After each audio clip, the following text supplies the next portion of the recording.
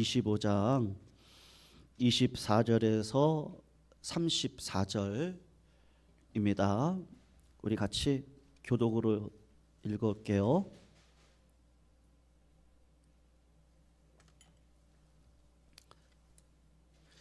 24절 제가 먼저 읽겠습니다.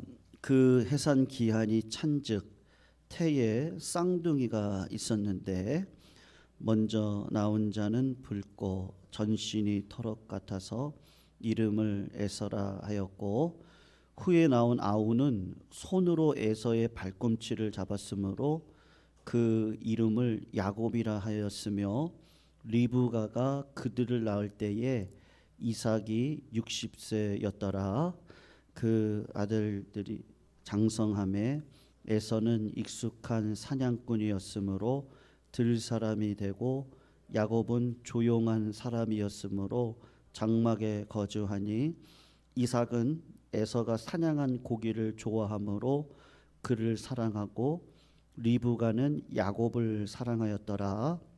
야곱이 죽을 쑤었더니 에서가 들에서 돌아와서 심히 피곤하여 야곱에게 이르되 내가 피곤하니 그 붉은 것을 내게 먹게 하라 한지라. 그러므로 에서의 별명은 에돔이더라. 야곱이 이르되 형의 장자의 명분을 오늘 내게 팔라. 에서가 이르되 내가 죽게 되었으니 이 장자의 명분이 내게 무엇이 유익하리요. 야곱이 이르되 오늘 내게 맹세하라. 에서가 맹세하고 장자의 명분을 야곱에게 판지라. 같이 씁니다. 야곱이 떡과 팥죽을 에서에게 주매 에서가 먹으며 마시고 일어나 갔으니 에서가 장자의 명분을 가볍게 여김이었더라. 아멘. 오늘 야곱과 에서에 대해서 좀 말씀의 은혜를 나누려고 합니다. 여러분, 이삭이 60에 결혼을 40에 하고 20년 동안 아이가 없었잖아요. 그러는 가운데 이삭의 기도가 굉장히 중요했습니다. 여러분, 가정의 축복은 누구로부터 시작이 돼요? 남편이 중요합니다. 잠언 31장에 현숙한 여인에 대해서 이야기를 하는데, 결국은 남편의 권위는 누가 세웁니까? 지혜롭고 현숙한 여자가 세우는 거죠. 그래서 집안의 질서를 잡고 남자가 기도할 수 있도록 그렇게 삶을 이끌어 가시면, 그 하나님은 여자의 머리가 남자고 우리들의 머리는 누구예요? 예수 그리스도잖아요. 우리가 주님보다 앞설 수 없습니다. 그러니까 우리 교회도 성도님들의 가정도 주님이 기도해 주시니까 우리가 그 은혜 가운데 살아가는 거잖아요. 그러니까 인생의 질서도 똑같습니다. 그러니까 이삭의 기도가 굉장히 하나님이 들어주셔서 20년 만에 두 아들을 주셨단 말이에요. 그런데 요때가 이삭의 나이가 60이라면 그러면 아브라함의 나이는 몇 세겠어요? 아직 아브라함이 살아있을 때란 말이죠. 100세에 이삭을 낳잖아요. 그러면 아브라함의 나이는 몇 세라는 거예요 지금요? 160세라는 거죠. 그러니까 앞으로 15년은 더 살아요. 그러니까 믿음의 아버지를 통해 이삭이 뭐를 받겠어요? 야, 기도해야 된다. 응? 나도 25년 만에 너를 낳는데 하나님이 주시는 거더라. 그러니까 아버지가 살아계실 때까지는 이삭의 믿음이 그래도 괜찮았단 말이에요. 그러니까 15년이 흐르면 아이들이 이제 컸겠죠. 그럴 때는 아버지 아브라함이 돌아가셨을 것이고, 그리고 이제 이삭이 그때부터 이제 영적으로 어두워지기 시작을 한단 말이에요. 여러분, 하나님께서 왜 이삭의 눈을 멀게 하셨을까요? 그렇지 않으면 이삭은 누구를 좋아해요? 에서를 좋아하잖아요. 그러니까는 장자권이 태어나기 전에 하나님이 이미 정하셨다고요. 우리 지난 금요일날 살핀 것처럼 하나님이 누구를 들어서 쓰시겠대요? 똑같이 나쁜 자녀들인데 에서가 아닌 야곱을 들어서 하나님이 이 사람을 연단하고 이 사람을 하나님의 자녀 만들어서 마침내 구원의 백성으로 만들 것이다 라고 하는 것을 하나님 편에서 미리 보여주셨단 말이에요. 작은 자가 큰 자를 섬길 것이다. 그런데 이삭은 점점 영적으로 어두워지니까 하나님이 그분의 눈을 멀게 하시는 거예요. 왜 그래요? 분명히 이 사람은 아들 에서를 선택할 거란 말이죠. 그러니까 하나님이 상황 속에서 이렇게 성도님 잘 보세요. 그렇지만 상황 속에서 지금 역사해 가시는 하나님의 음성들이 있단 말이죠. 인간이 연약하기 때문에 인생의 주인 되어주시는 하나님이 인생을 끌어가실 때 그 인간의 연약함을 왜 모르시겠어요? 다 아시거든요. 그거를 다 막으시고 하나님 편에서 은혜를 가지고 끌어가시도록 하신단 말이에요. 그러니까 여러분 오늘 본문을 보면 에서가 더 괜찮아요? 야곱이 더 괜찮아요? 오늘 구체적으로 이렇게 보시면 24절에서 26절인데 이제 쌍둥이가 태어나잖아요. 그런데 24절을 보시면 먼저 나온 자의 특징이 있습니다. 에서인데 붉고 전신이 가독 같다. 그래서 그를 에서라고 이름을 지었습니다. 그리고 그 아우의 특징이 있는데 이 사람은 어떤 사람이에요? 발꿈치를 잡고 나왔단 말이에요. 그래서 야곱, 그러니까 발꿈치를 잡고 나온 자. 그러니까 야곱의 인생은 늘 어떤 인생이냐? 그러면 남의 발꿈치를 늘 잡는 사람이에요. 에서는 굉장히 남성적이에요. 그런데 영의 눈이 멀어요. 그러니까 장자권이 귀한 것을 보지 못해요. 외향적이에요. 외향적인 건 좋은데 바깥으로만 나돌아다니는 거예요. 가정을 챙길지도 몰라, 아내 중요한지도 몰라, 자식이 중요한지도 몰라. 이 가정의 주인이 누구예요?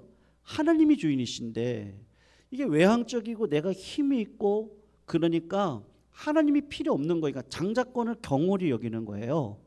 근데 야곱을 생각해 보세요. 집안에 거하는 자라고 하거든요. 27절을 한번 보시면 그 아이들이 장성을 했어요.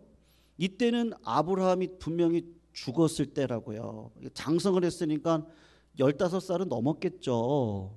예. 근데 에서의 특징이 뭐라 그래요? 지금 보시면 익숙한 사냥꾼이다라고 이야기를 하잖아요. 그리고 들 사람이 돼요. 근데 야곱은 어떻다 그래요?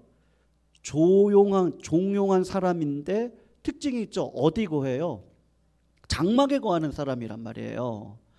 여러분 음흉한 사람은 어떤 사람? 여러분 목소리 큰 사람 치고 마음 나쁜 사람 있습니까? 어떠세요? 경험해 보시면? 경험을 안 해보셨나요? 어떠세요? 네. 목소리 큰 사람 치고 제가 보니까 그래요. 키 큰 사람 치고 쑥맥 아닌 사람이 없더라고요. 작은 고추가 매워요. 예. 목소리 크신 분들 치고 뒤끝 있는 분들 물론 있겠죠. 근데 이렇게 목소리가 막 크시고 그냥 자기 얘기 그냥 이렇게 편하게 막 하시는데 그게 상처가 될 수도 있지만 그분이 모르셔서 그런 거지. 그렇게 뭐 계략적이고 사람이요 치밀하게 내가 저 사람을 어떻게 이용을 하면 저 사람이 어떻게 될 것이고 지금 저 사람이 어떤 마음을 가지고 있으니까 내가 저거를 이용을 하면 어떻게 되겠다라고 하는 그런 마음들을 가지고 계신 분들이 있는데 그분들의 특징이 어때요? 보시면 어떠세요? 그러니까 굉장히 조용해요. 그리고 말도 사근사근해요. 근데 굉장히 그 마음 가운데 뭐가 들어가 있어요? 그 시기하고 질투하고 욕심이 많은 것들이 들어가 있거든요. 그러니까 집에 있는 걸 좋아하는데 생각은 다 어디가 있는 거예요? 저 사람이 어떻게 생각할 것이고 저 사람은 어떤 거를 이용하면 되고 정말 그러신 분들이 있거든요. 사람을 딱 보면 알아요. 예. 딱 보면 알고 요 사람은 이렇게 하면 돼. 그게 본능적으로 가지고 계신 분들이 계시거든요. 예. 저도 교회를 7교회를 경험했습니다. 저희 교회까지 이민교회 2교회, 한국교회 5교회. 저도 처음에 순진해서 잘 몰랐는데 그러니까 수많은 사람들을 만나다 보니까 그렇구나. 지내놓고 보니까 그렇더라고요. 지내놓고 보니까 이용당했구나. 그거를 다 계획해가지고 치밀하게 계획해서 남의 발꿈치를 잡는 거예요. 그리고 이용하시는 거예요. 그러니까 여러분, 둘 다 보면 다 좋은 사람이에요, 나쁜 분들이에요. 굉장히 인간적으로 보면 다 약점이 있다니까요. 다 약점을 가지고 있는데 하나님이 어떻게 하시겠다는 거예요? 에서를 버리겠다는 게 아니에요. 에서를 버릴 수 없어요. 그런데 하나님의 그 구원의 파노라마 가운데 지금 약속의 언약의 자녀를 통해서 누가 나와야 되는 거예요? 예수님이 나오셔야 된다고요. 그 예수님을 통해서, 여러분, 예수님이 많은 일을 했어요? 제자들이 많은 일을 했어요? 제자들이 훨씬 더 많은 일을 했죠. 예수님은 이 땅 가운데 오셔서 제자들 세우기 바빴어요. 부활하시고 그 제자들 세워놓기 바빴다니까요. 근데 그 제자들이 지내놓고 보니까 예수님은 그런 분이 아니에요. 야곱 같은 분이 아니에요. 예수님은 에서와 같은 분도 아니었어요. 예수님은 완전한 하나님이자 완전한 인간이신데 정말로 내가 아직 죄인 되었을 때에 나를 사랑해 주셨던 분이셨어요. 우리의 발꿈치를 잡고 우리를 이용을 해서 높은 자리에 올라가려고 하거나 세상적인 물질을 취하고 남을 짓밟고 올라가려고 했던 사람도 아니었어요. 그렇다고 에서처럼 영적으로 무딘 자도 아니었어요. 예수님은 영으로 깨어 계시고 육신으로 하나님 말씀에 순종하여 우리의 죄짐을 지고 십자가에 달려 돌아가셨던 분이셨잖아요. 그게 부활과 함께 나를 찾아오신 예수님을 만나고 예수님 같은 분이 없구나. 500여 제자를 만났죠. 근데 500여 제자 가운데 마가의 다락방에서 기도했던 사람은 몇 명이에요? 여러분, 몇 명이에요? 120명이잖아요. 부활해가지고 500여 성도를 만났다니까요. 근데 예수님의 말씀에 순종했던 자는 120명이라니까요. 근데 그 120명이 성령 받고 은혜 받고 능력 받고 영이 깨어지고, 그리고 베드로가 기도했더니 3,000명이 회개하고 5,000명이 회개하고 주님께로 돌아오고 교회가 세워지고, 누가 더 큰 일을 했어요? 제자들이요. 온 유대 사마리아 땅끝까지 이르러서 다 복음의 역사를 일으켰던 분들은 누구예요? 제자들이요. 그 제자들이 에돔 족속도 아말렉 족속도, 아말렉도 어디 족속이에요? 에서에서부터 왔거든요. 그 아말렉도 다 복음의 구원의 잔치에 초대해가지고 오기 위한 그냥 그 스토리상에 지금 있었던 한 부분인 거지, 하나님이 편협하신 분이어서 에서는 미워하고 야곱은 사랑했다, 그게 아니라 언약의 자녀가 나와야 되니까 지금 누구를 선택하신 거예요? 야곱을 선택할 수밖에 없었던 거라니까요. 근데 이 야곱이 잘한 거 하나, 잘못된 거 하나가 있었어요. 그게 뭐죠?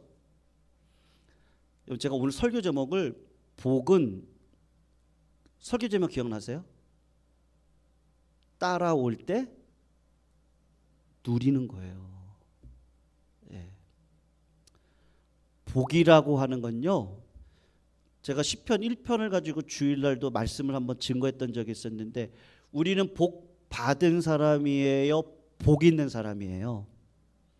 이미 복 받아 있는, 복이 있는 존재로 있다니까요. 그러니까 여러분, 우리는 관점이 틀려지시는 거예요. 자녀가 다 말 잘 듣습니까? 아니잖아요. 하나님이 저 자녀 십자가 지라고 나를 복된 자로 불러주셨지, 이렇게 되는 거죠. 저놈 때문에 안 돼가 아니고 그건 세상의 관점이고요. 하필 왜 이런 상황에 이런 일들이 벌어졌을까가 아니라, 하나님이 지금 내가 복의 근원이니까, 아브람처럼 내가 복의 근원이니까, 야, 네가 땅에서 매면 하늘에서도 매일 것이고 땅에서 풀면 하늘에서도 풀릴 거예요. 네, 너를 축복하는 자를 내가 축복할 거고 너를 저주하는 자를 내가 저주할 거야. 그게 뭐예요? 아브람만 사랑하겠다는 거예요? 그게 아니고 뭐라는 거죠? 너는 복의 근원이야. 그러니까 네가 어떻게 생각하고 어떻게 계획하고 어떻게 한 걸음을 뛰고 어떤 방식으로 기도하며 어떤 방식으로 내가 관계 속에서 그 타인을, 가족을, 교인을 바라볼 거냐에 따라서 삶이 틀려진다니까요. 하나님 자꾸 우리의 생각과 가치관을 바꿔가신다고요. 그러니까 우리는 이미 복 있는 존재인 거예요. 그러니까 지금의 이런 상황 가운데 있을 때 왜 하필 내가 있을 때 그래가 아니고 하나님이 지금 기도하라고 하는 거구나. 누가 줘요 지금? 안 줘요. 사람들 앉으려 그래요. 내가 져야 되는구나. 내가 기도하고 내가 자리 지키고 내가 기도하면 하나님이 기도한 자를 통해서 하나님의 역사를 보여주시거든요. 그러니까 다 때가 있는 거란 말이에요. 근데 야곱이 어떻게 해요? 태생이 어때요? 약삭 빠르고 사람을 이용할 줄 알고 사람 파악이 빠르고 논리가 있고 그 사람을 어떤 데를 딱 치면 그 사람은 요거에 감동을 딱 해요. 그러면 그 사람의 그걸 통해서 그 사람이 뭐를 얻을 수가 있어요. 야곱은 빤히 보는 사람이에요. 우리 형은 감정이 약하거든요. 계획을 짜는 거예요. 형이 나갔단 말이에요. 집에서 늘 뭐 생각하겠어요? 내가 저 장자권 뺏어 와야 돼. 형은 먹는 거 약해. 우리 아빠도 먹는 거 약하고.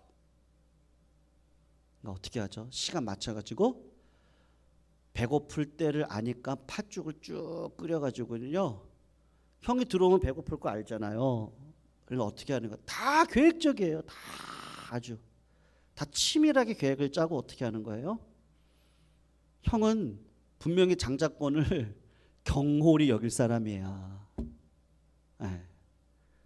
그러니까 내가 형의 그 코를 자극을 해서 배고픈 거를 채워주면서 장자권 얘기해서 나한테 팔라고 얘기하면 우리 형은 반드시 넘어간다. 안 넘어간다? 넘어갈 사람이는 거 다 아는 거예요. 그리고 어떻게 하는 거예요? 장자권을 꽁으로 먹는 거죠. 팥죽 한 그릇에 내가 받았으니까 꽁으로 먹는 거죠. 다 사람을 그런 식으로 이용을 하는 거예요. 여러분, 이미 하나님이 주실 복이거든요. 장자권은 이미 누구 거예요? 야곱 거예요. 하나님은 이미 그렇게 선택하고 그 사람이 특출나게 뭐가 잘나서가 아니라 하나님이 구원의 방식을 불가능한 나를 불러서 가능한 나로 세워 주님의 자녀 안으로 들어가 믿음으로 살면 하나님의 축복을 받고 살아갈 수 있다는 걸 누구든지 예수 믿으면 누구든지 구원의 은혜를 받을 수 있다는 걸 보여주시기 위해서 누구를 택하는 거예요? 인간적으로 보면 누가 더 나쁜 놈이에요? 야곱이 훨씬 더 나쁜 놈이죠. 근데 하나님이 그를 선택하시겠다고 그를 쓰시겠다고 하는데 야곱은 어떻게 해요? 자꾸 하나님께서 때가 있어야 되거든요. 때가요. 선생님들 아무리 힘들고 어려우시더라도 땀과 수고를 멈추지 마시기를 주님의 이름으로 축원합니다. 여러분 인생이라는 거 죄송해요. 제가 뭐 우리 여기 계시는 성도님분들보다 제가 인생의 경험이 뭐 많으면 얼마나 많겠어요. 제가 더 배워야 되는 과정이잖아요. 그런데도 불구하고 목회자로서 영적 지도자로서 제가 이렇게 보니까 그렇더라고요. 하나님은 공짜가 없으세요. 네. 기도하셔야 돼요. 정말 중요합니다. 힘들 때 하나님 의지하셔야 돼요. 하나님 반드시 갚아주세요. 네. 하나님 살아계시거든요. 쉬운 길 선택하지 마세요. 네. 제가 이렇게 연배적으로 말할 자격 없지만 제가 담임 목사로 부탁드리는 거예요. 쉬운 길, 남들 등쳐서 부자 될 수 있죠. 그래봤자 몇 년이에요? 그거 몇 년 안 돼요.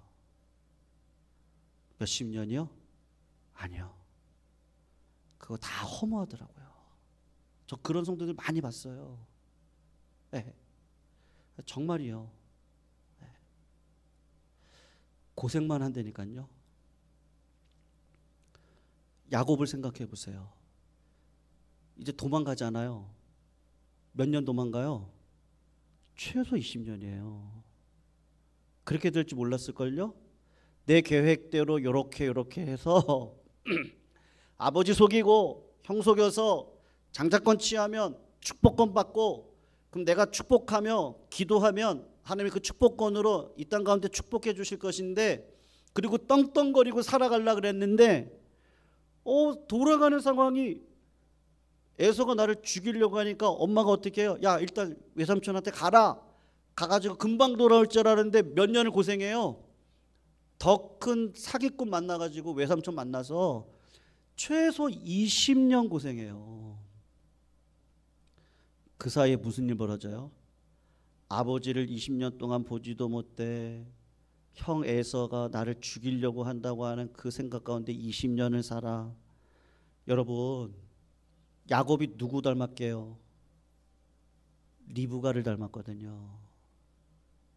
리브가가 똑같은 성격이에요. 리브가가 어떻게 했죠? 아들한테 어떻게 했어요? 그 자식은 부모의 열매잖아요. 야, 하나님의 복은 거짓말로 취해도 돼. 일단 복만 받아. 야, 아버지가 눈이 멀었잖아. 속여. 누가 했어요?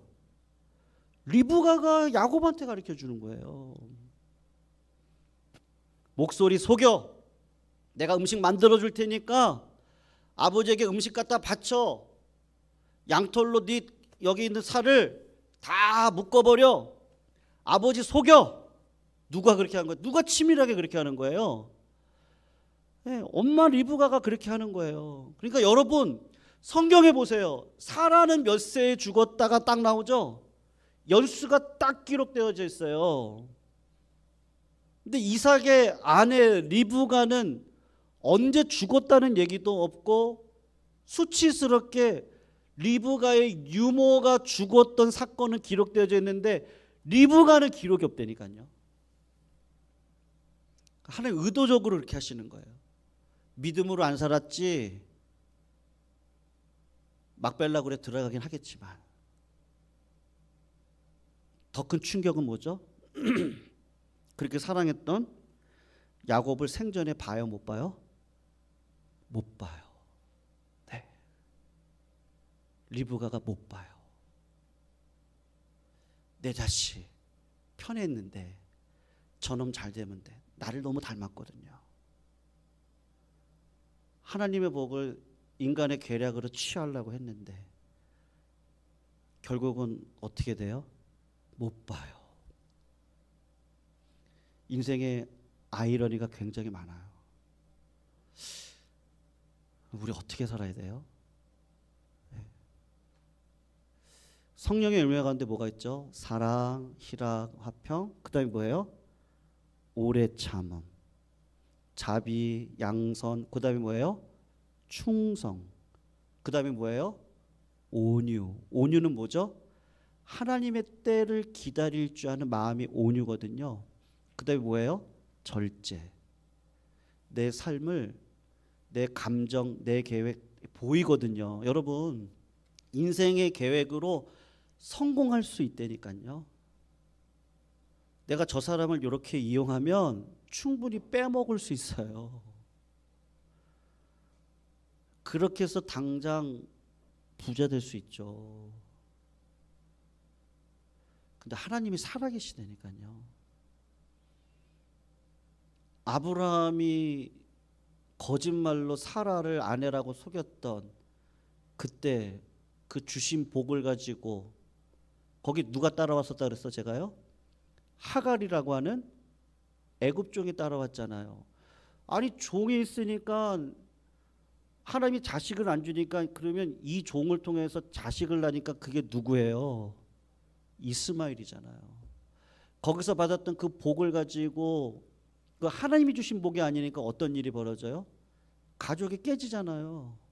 룻과 갈라져야 되잖아요. 공짜가 없다니까요. 그래서 여러분 정말로 말씀이 맞아요. 네. 하나님을 전심으로 찾는 자를 하나님이 지금도 하늘에서 살펴보고 계세요. 그리고 그분들에게 반드시 하늘의 은혜를 주실 거예요. 믿으시기를 축원합니다. 하나님을 소원하는 자를, 여호와를 기뻐하는 자를, 그의 소원을 이루어 주실 분은 누구세요? 하나님이시라니까요. 네. 야곱이 그거를 몰랐어요. 복을 취하려고 했기에 어머니 리브가를 평생 보지 못하고 어머니의 죽음을 자식으로서 치러내지 못하고 결국은 하나님 앞에